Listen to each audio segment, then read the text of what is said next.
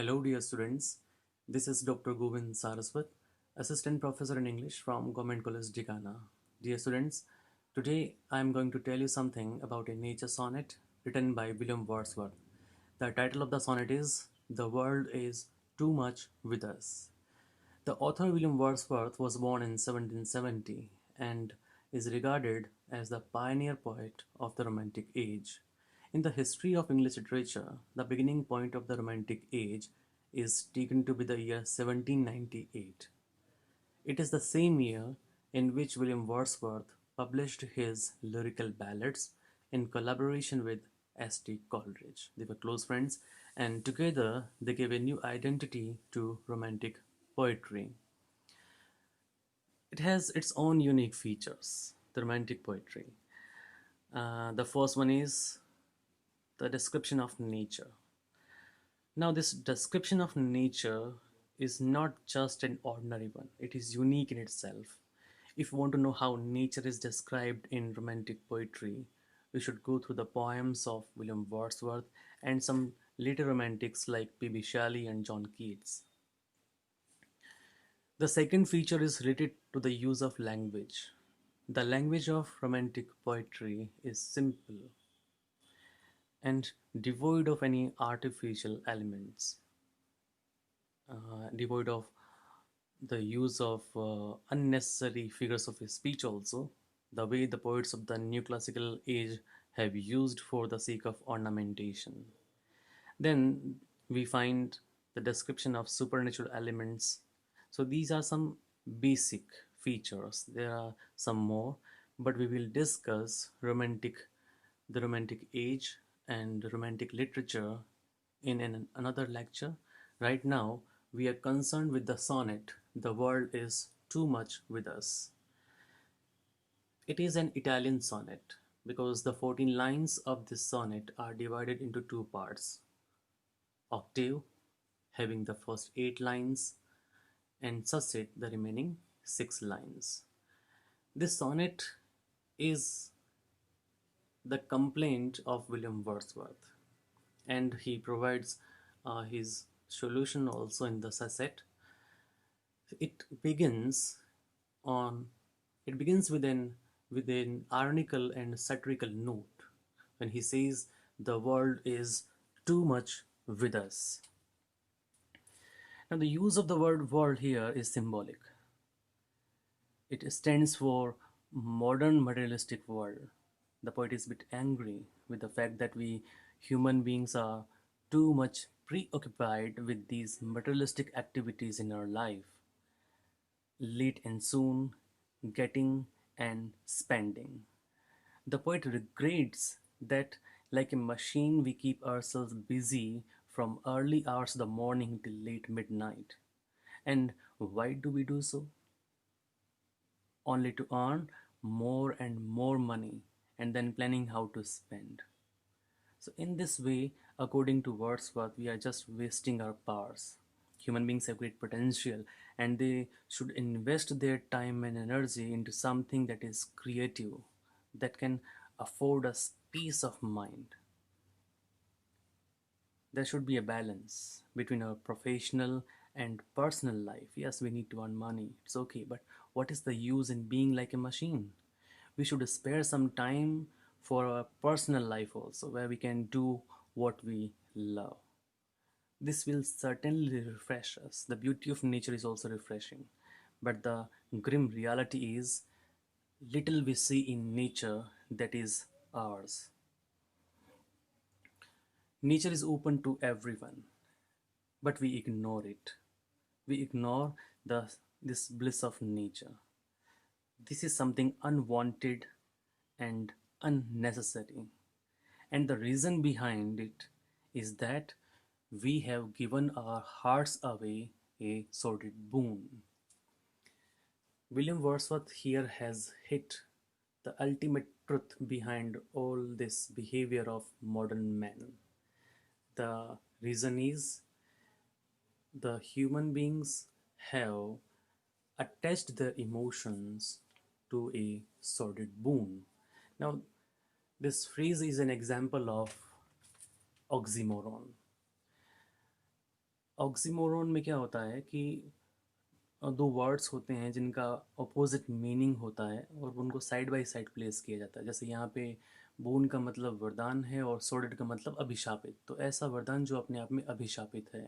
और Wordsworth has used this phrase in relation to money, and he says that the human beings, the reason behind our negligence of nature is that the human beings have attached their emotion to money. They have replaced this beauty of nature with money.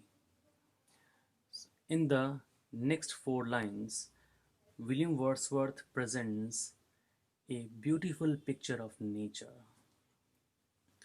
He says, "The sea that bears her bosom to the moon, the winds that will be howling at all hours, and are upgathered now like sleeping flowers." Just imagine, just imagine yourself sitting at a seashore on this bench. It is a perfect moonlit night. The sea is calm and cool wind is blowing slowly.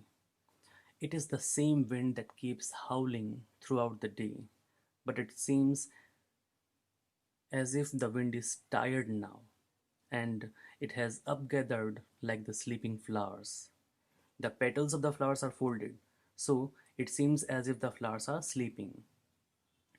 This is just an example of the beauty of nature.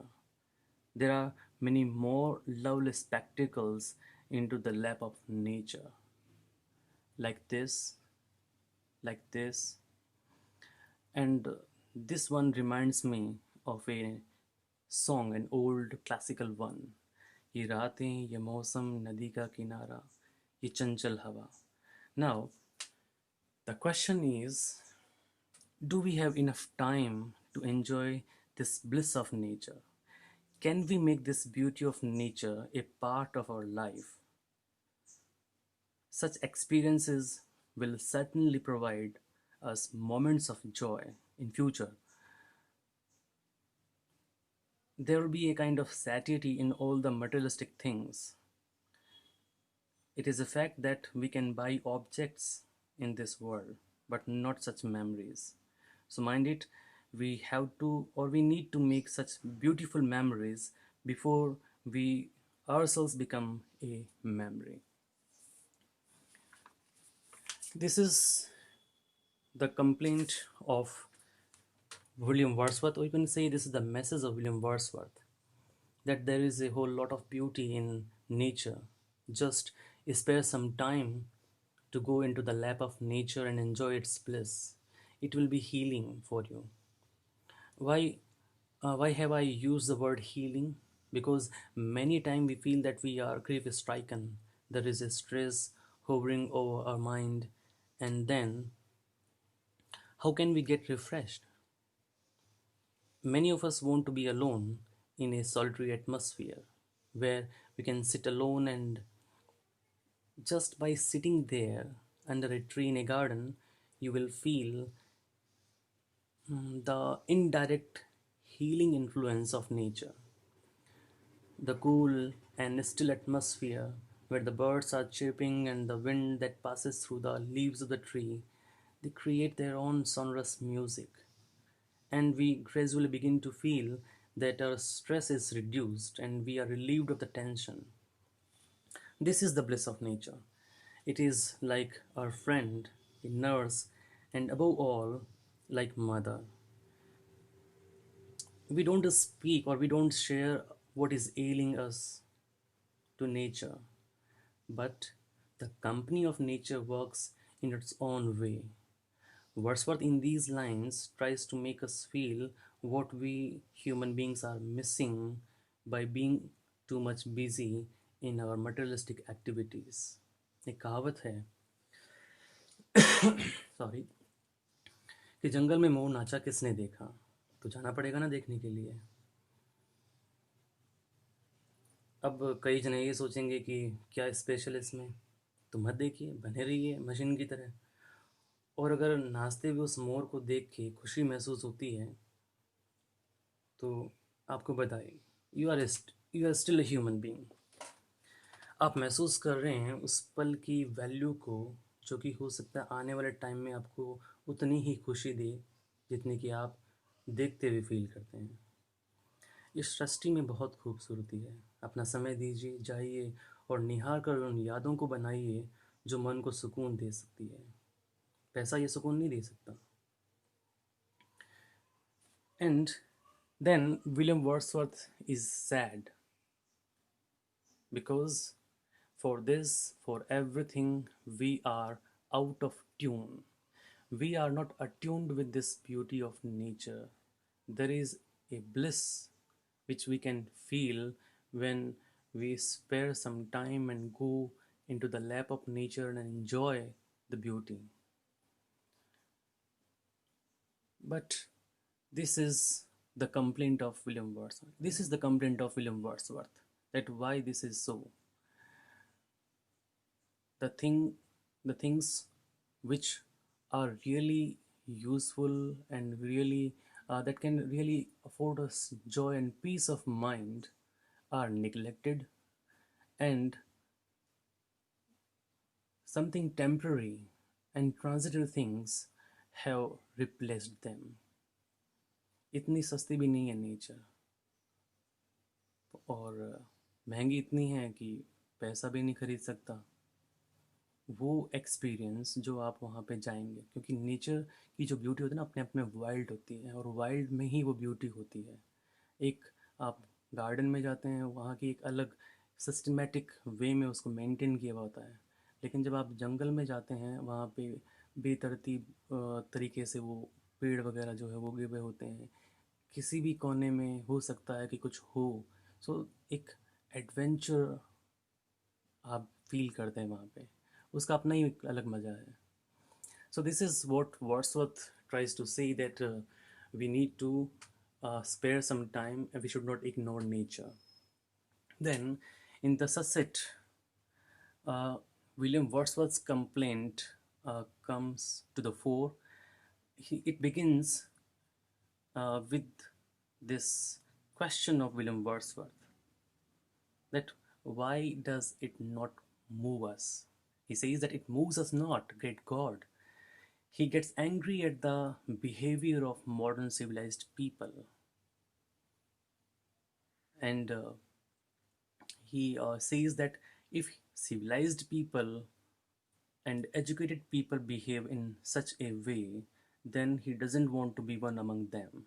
Rather, he would like to be one who used to live in close connection with nature, the pagan who were pure and worshipped nature. And why does Wordsworth want to be a pagan? Because he says that I would rather be a pagan, circled in a creed outworn, and the reason is, so might I, standing on this pleasant lea, have glimpses that would make me less forlorn. The word forlorn reminds me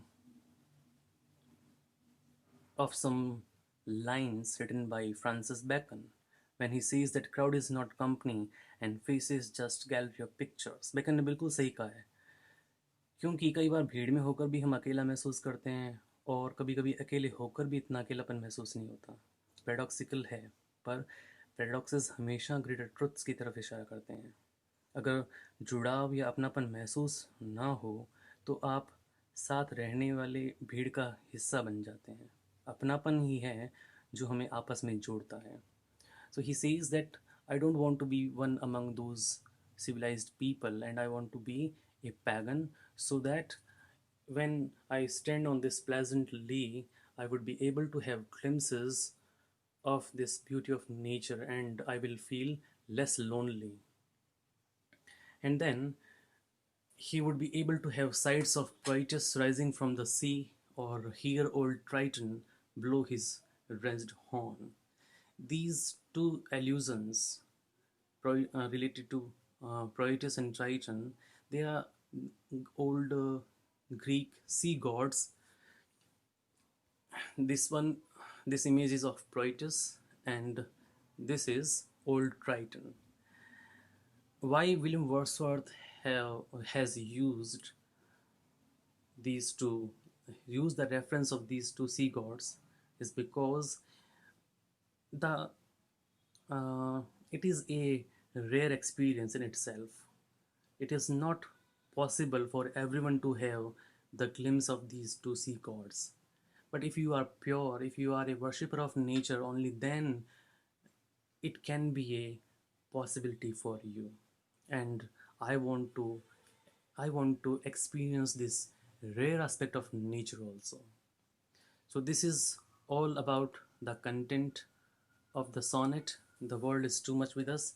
Let us discuss some technical features. As I have told you that the use of there are some figures of speech used in this sonnet. The first one is in the first line.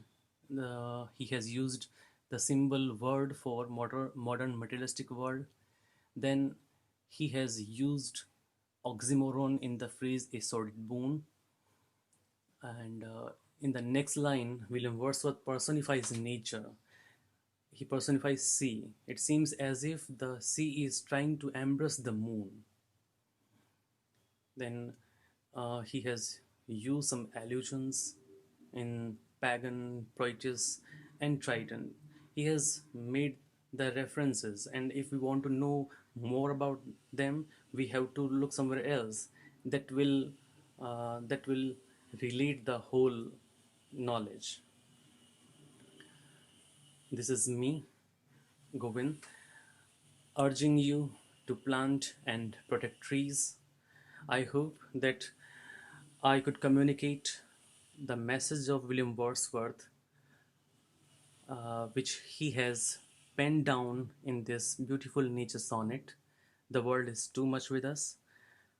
Thank you. I hope that you enjoyed the lecture. Thank you.